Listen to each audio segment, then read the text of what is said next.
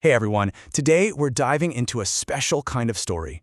You know the ones I'm talking about? The ones that feel so real, it's like you could just jump right into the page and hang out with the characters.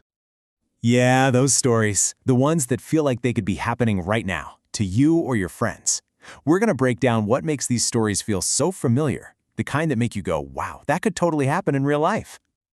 All right, first things first. Let's talk about what we mean when we say short story. We'll start with the super simple stuff, just to get everyone on the same page. Okay, so a short story is pretty much what it sounds like, right? It's a story. That's short.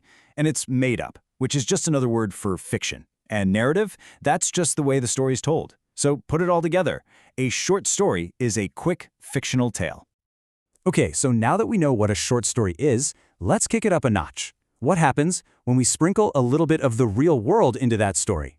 Well, that's where things get really cool. Take a look at this. It lays out the difference perfectly. On one side, you've got your realistic story. Think, problems at school, talking with your best friend, stuff that could happen right in your own neighborhood. But on the other side, we've got fantasy. We're talking dragons, magic spells, whole other kingdoms, stuff that's awesome, but, not going to happen in real life.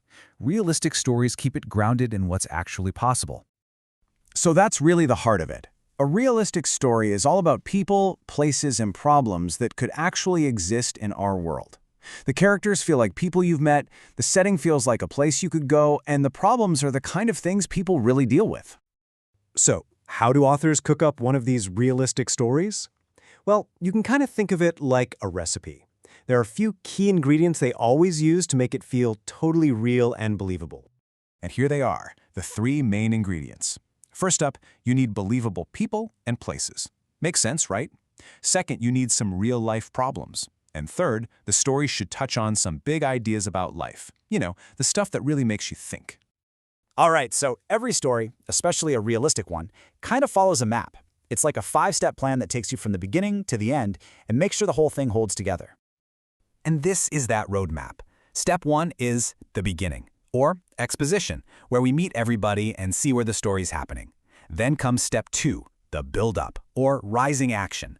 This is where the problem starts getting bigger and bigger.